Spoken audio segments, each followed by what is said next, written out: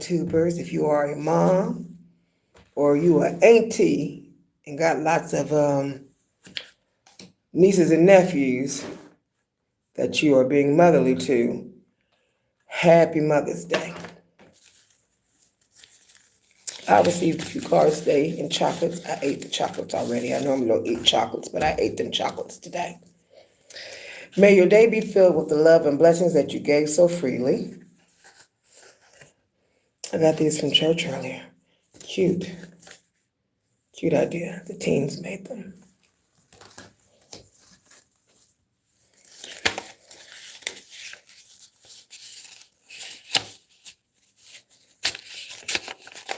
They were so adorable, I wanted to share them. On this Mother's Day, may you be blessed with the joy you bring to others.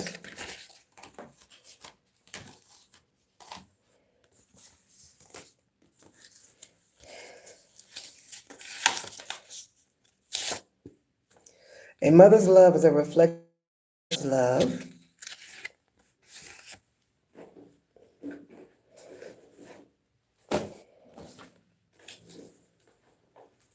Infinite source of abundance and love.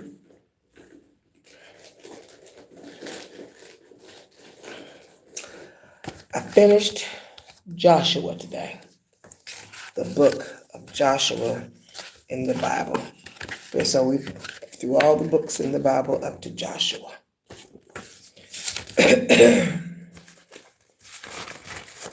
Happy Mother's Day indeed.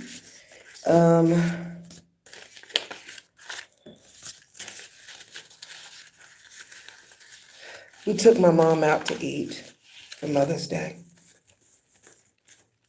And then we grabbed breakfast for dinner yesterday night. And then we grabbed breakfast today after church.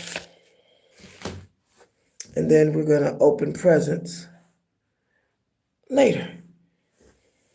So I hope you are enjoying your special day.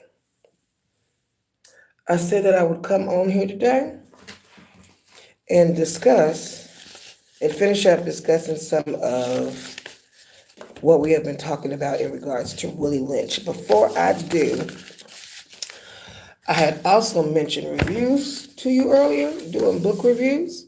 I'm going to go through these briefly. I'm not going to do the book reviews today because I'm still trying to get through the Willie Lynch with y'all. But the book reviews that I completed are 107 Days by Kamala Harris, A Poetic Journey into the Unspoken Stories of the Mind, Body, and Soul by Lynch. He's on my Substack, part of the International Poetry Horror Collective. The Book of Enoch, Complete Large Print Edition, the full collection with Enoch 1, 2, 3, and audio paperback.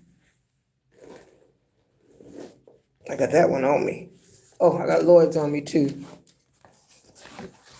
When I do the reviews, I'll have the books with me.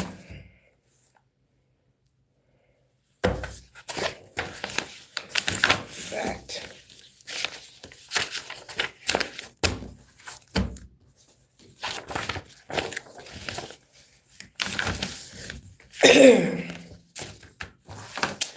I also completed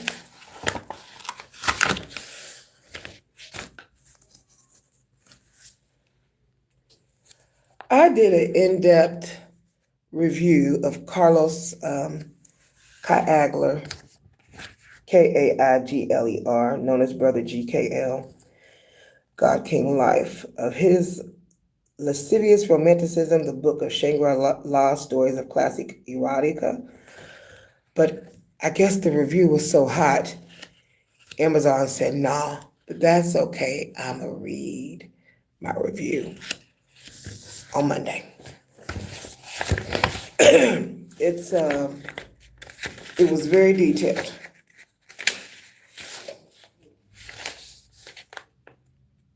Three and a half pages of review. Yeah, they didn't approve that one. They did go ahead and approve the one on Enoch, the one on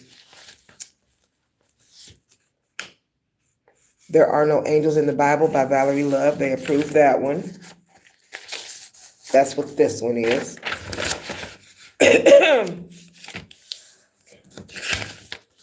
So they approved 2 out of 3, and I just submitted the last 2.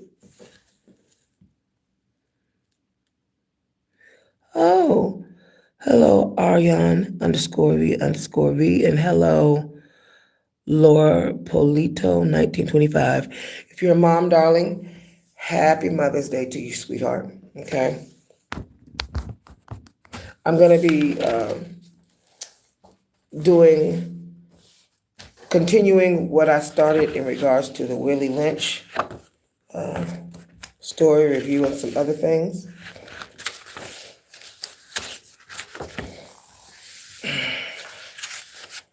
I've already done 2 videos on it, so this will be video number 3.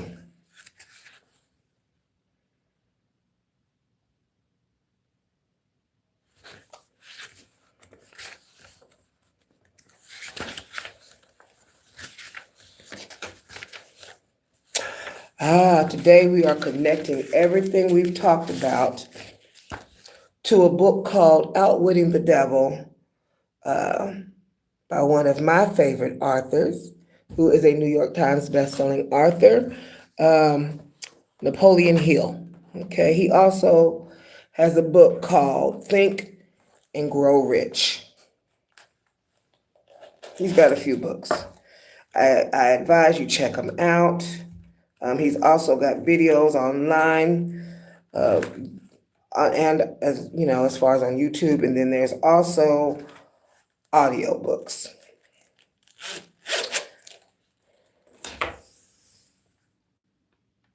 No, baby, I'm in the United States of America. Nice to meet you. Atunwa Adeniyi is from Nigeria. Atunwa Adeniyi. Welcome to the chat, love. All right. So we have talked about how to make a slave. Okay. In regards to my previous discussion, in regards to the Willie Lynch letter. And even though it was claimed not to be an actual Willie Lynch or a letter written or any type of meetings, we still have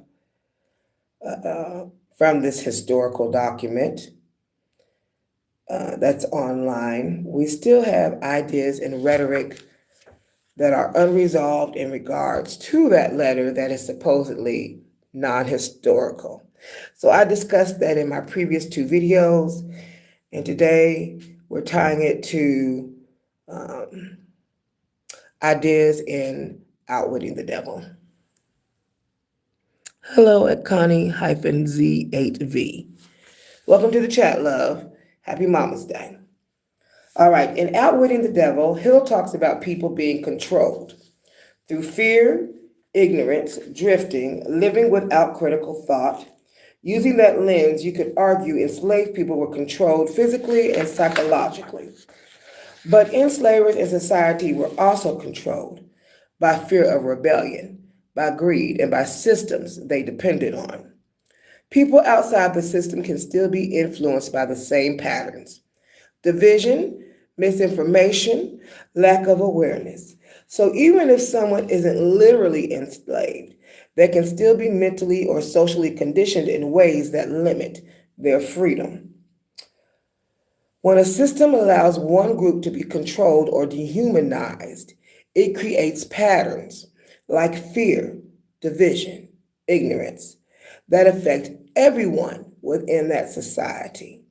In Outwitting the Devil, Napoleon Hill describes how control often works through mindset, not just force. So even people who seem free, can still be influenced by the same system. Why this works better? It avoids overgeneralization. We're going to skip that part. The impact of hate on society.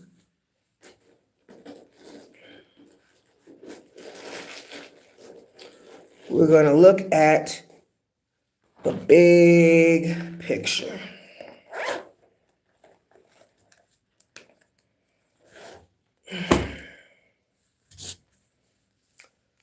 normalizes dehumanization.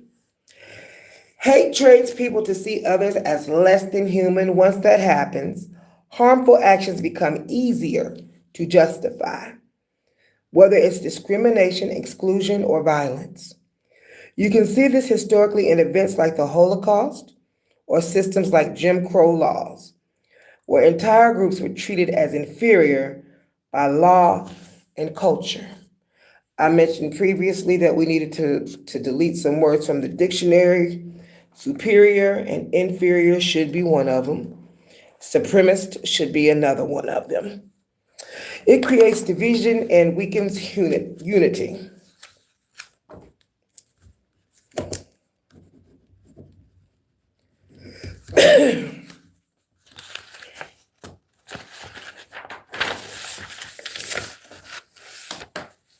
Hate thrives on us versus them. Instead of cooperation, people become suspicious, defensive, and divided.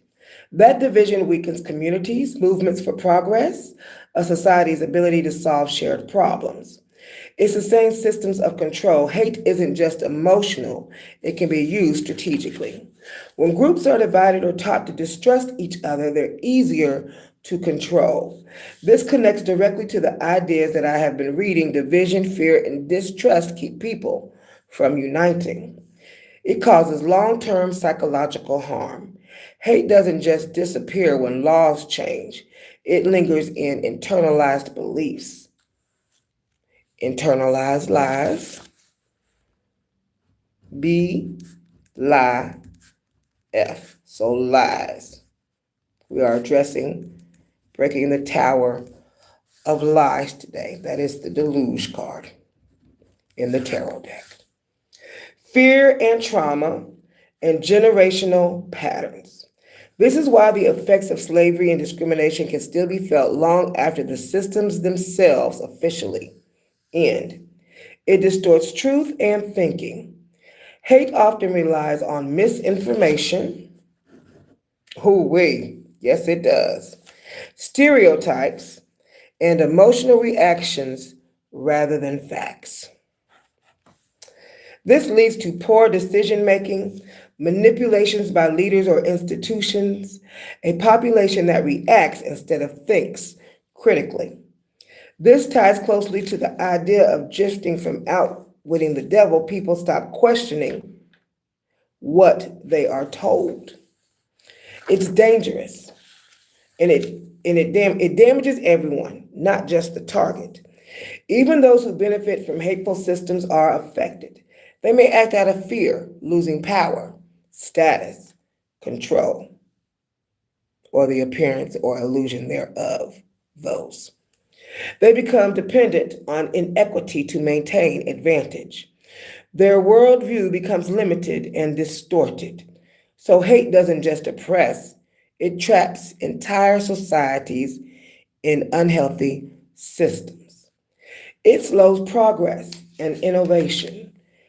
A divided, distrustful society struggles to move forward. Imagine if we were all on the same page.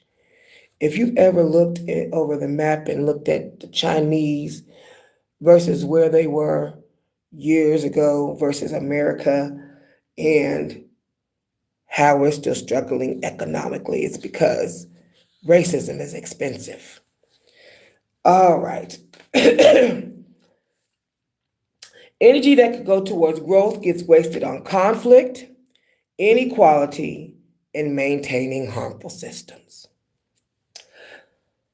Hate doesn't just harm the people it targets, it reshapes the entire society.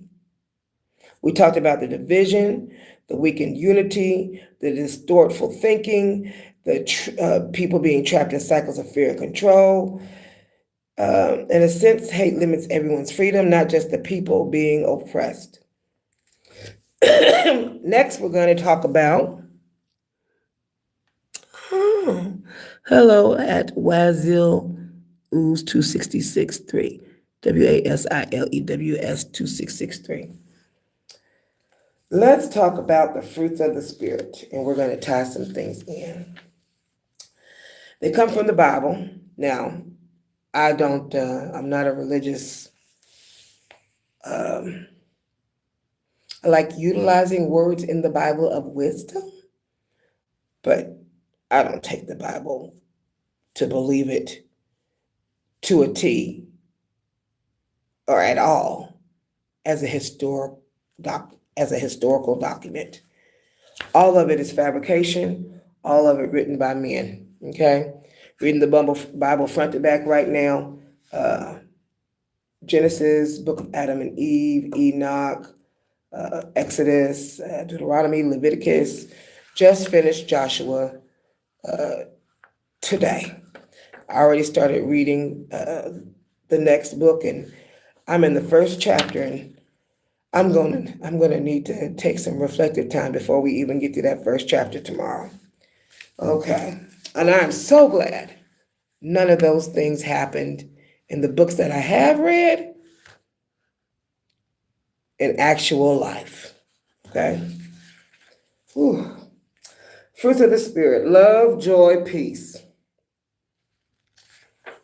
patience, kindness, goodness, faithfulness, gentleness, self-control. If hate produces things like division, fear, and destruction, the fruits of the Spirit produce the opposite: unity instead of division, peace instead of conflict, love instead of hate. It's a completely different system. It shows what a healthy individual and a healthy society should look like. Now let's talk about the 7 deadly sins. One of my favorite movies with is the 7 deadly sins with Morgan Freeman and handsome Morgan Freeman and sexy Brad Pitt. He's sexy, baby. Anyway, pride, excessive self-importance or arrogance, greed, avarice, and insatiable desire for wealth or possessions, lust, uncontrolled or selfish desire,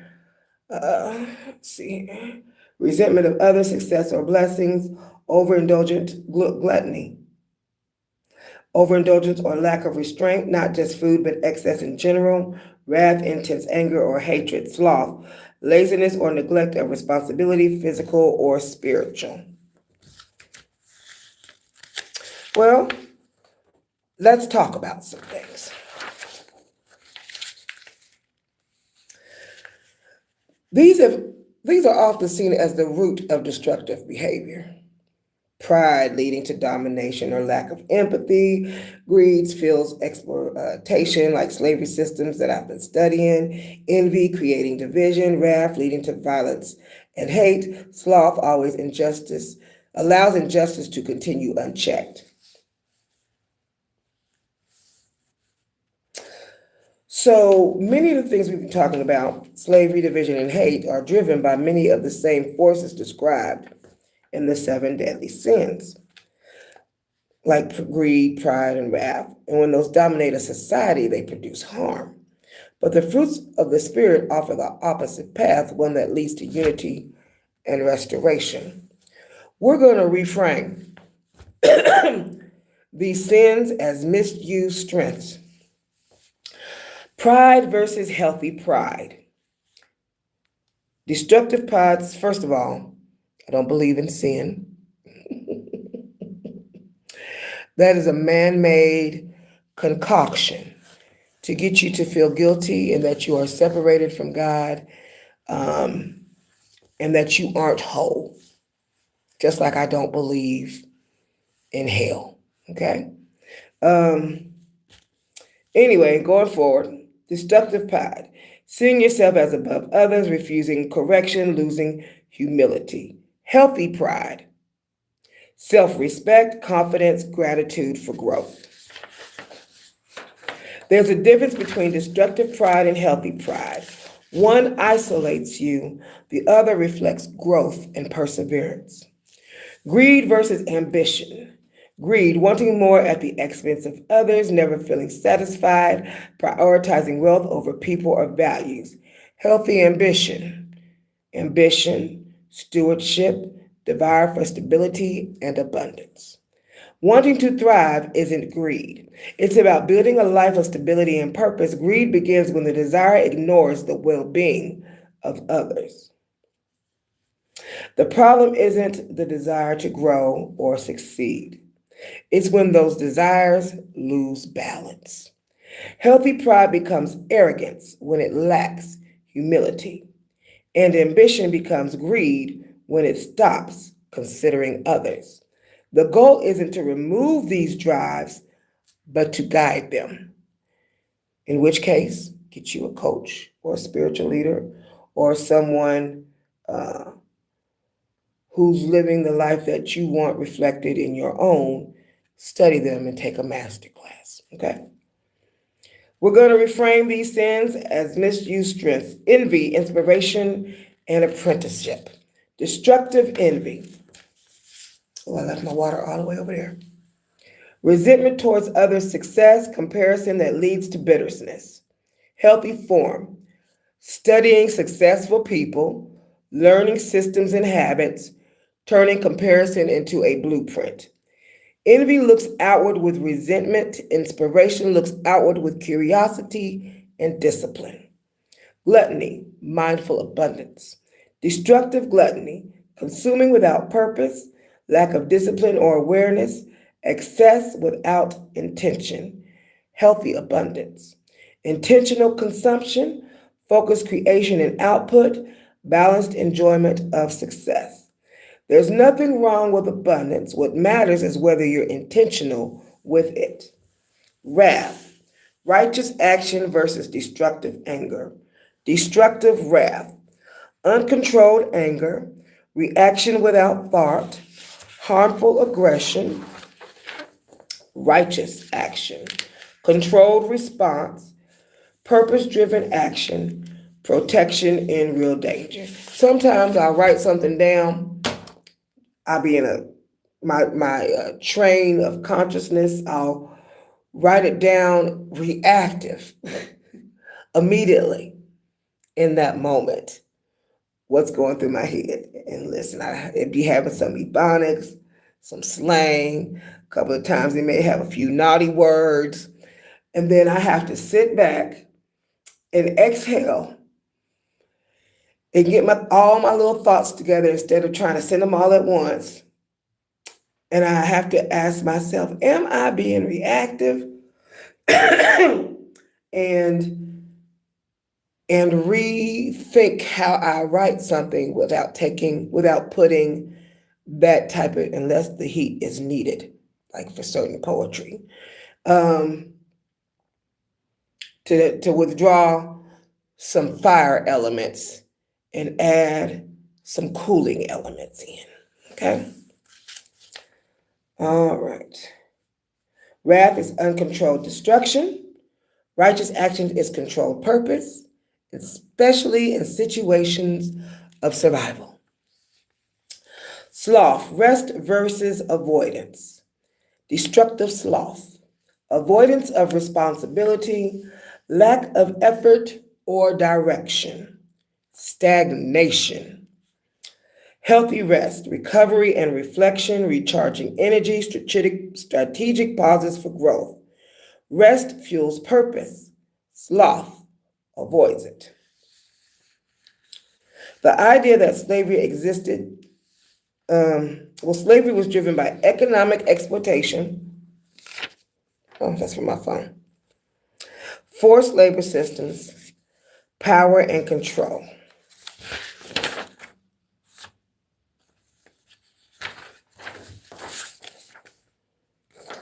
And systems of control often rely on keeping people either overworked or disengaged. Both can limit awareness and freedom. Come on in. Welcome to the chat. I'm talking about Willie Lynch and tying it to some things. Thank you so much for being here. So these so-called sins, which we don't believe in, aren't just things to avoid. They are human drivers that must be redirected Ambition instead of greed, inspiration instead of envy, discipline instead of excess, and purpose instead of avoidance. The goal is not to remove these traits, but to master them. To elevate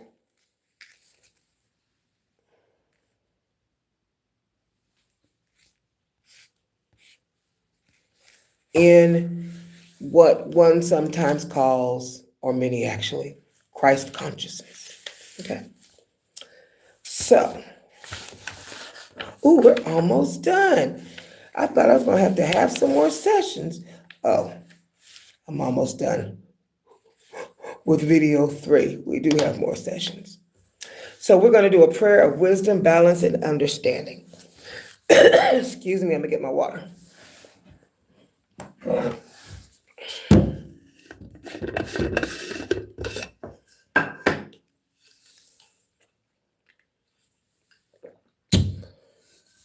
All right.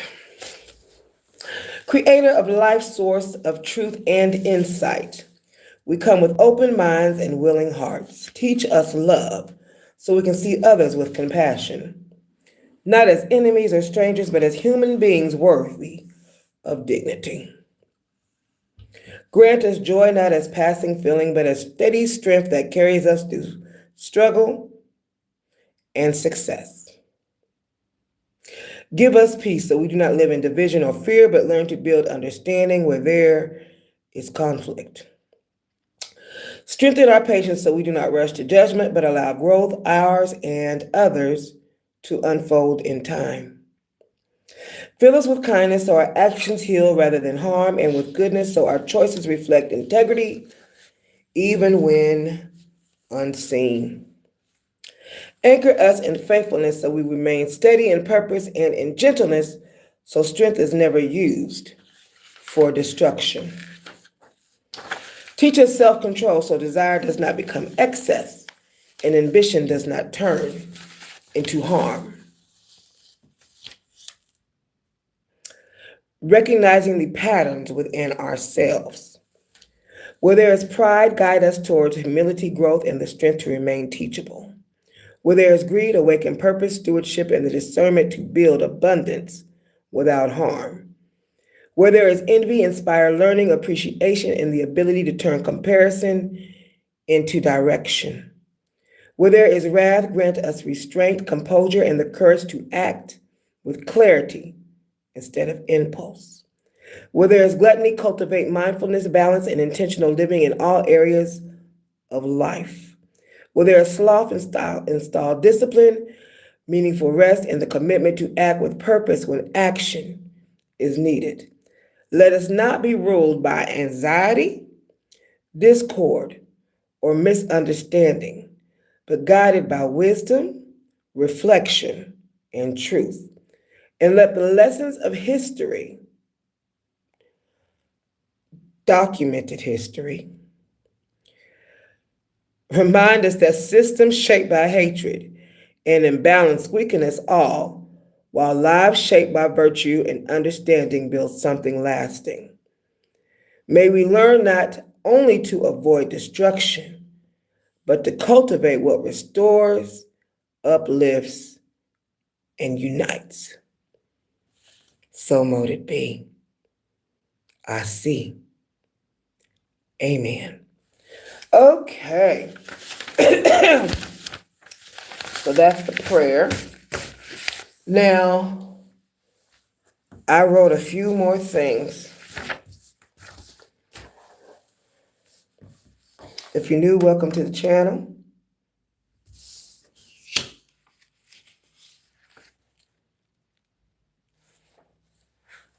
Oh, good. We're down to the last 3 pages, Boo. Lego. If you don't have my book yet,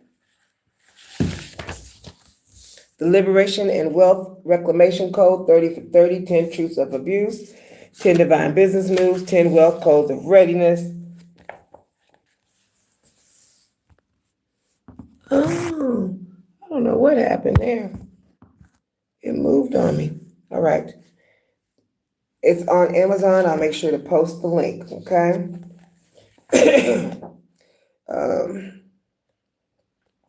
Just a few things.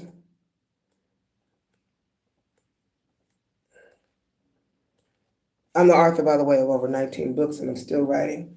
So I talk about the colonizer abuse arc and spell-breaking sequence in this book. Just so you have an idea. Because some of us are not woke, we still waking up. All right. A rebuilt society replacing division with virtue.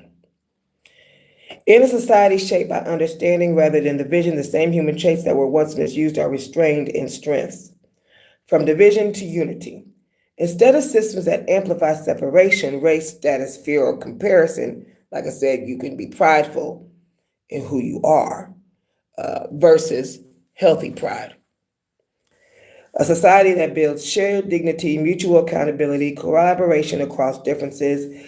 People are no longer managed through divide and control, but guided through shared respect. From destructive pride to humble growth. Individuals no longer define themselves by superiority or comparison,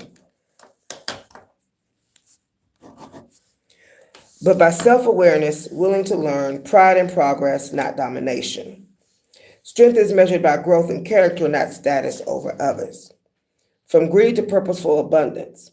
Success is no longer accumulation at any cost. Instead, ambition is encouraged, wealth is tied to responsibility, prosperity is seen as something to circulate, not hoard. A thriving life is defined by balance, not excess. From envy to learning culture.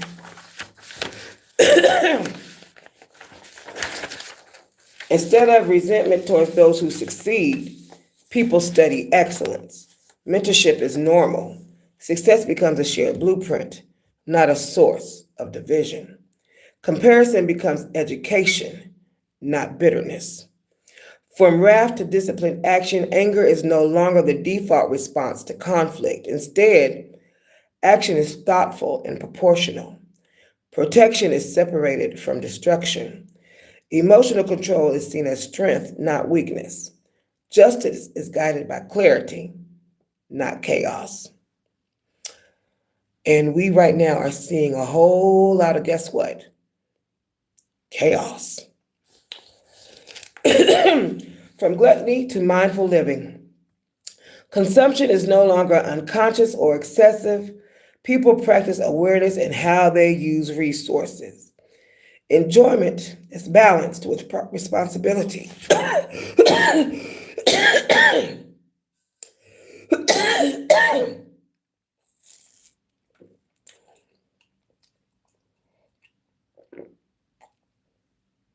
Slight cold.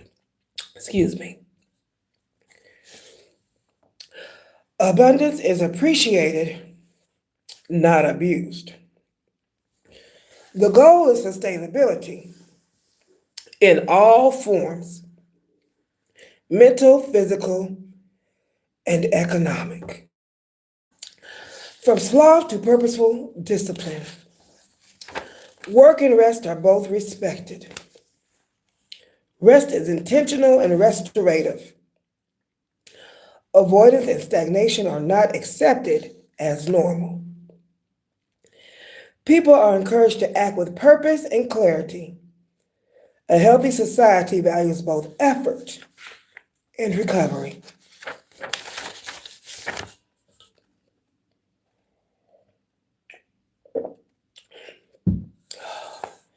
In this new model, fear is replaced with understanding.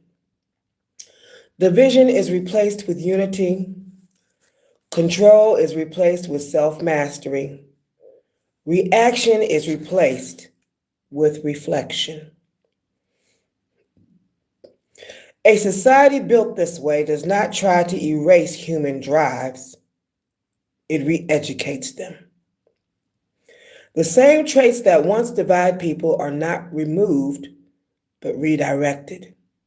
What once created control becomes the foundation for growth, responsibility, and shared human progress.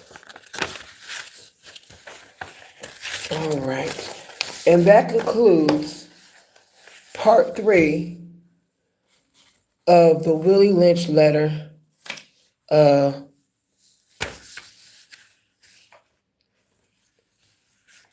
discussion. All right. I thank you so much for joining me.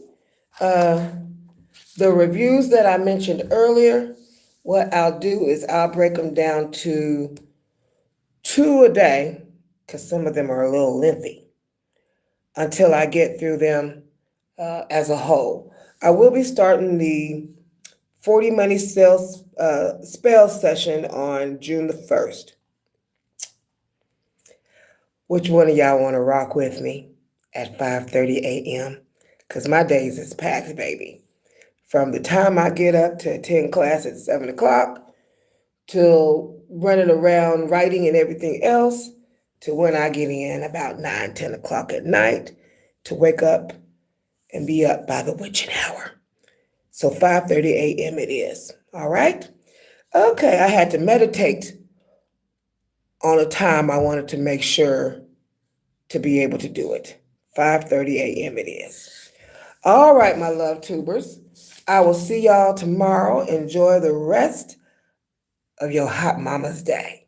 Happy Mother's Day to you. Mwah. Oh, hello, Ra, RASIJSKAMAFIJA 8168. Yes, baby, I am married. I am married to sales and marketing. Okay? 24/7, 365 days a year, whether it be a Gregorian calendar or a Mayan calendar. All right, love. Mwah.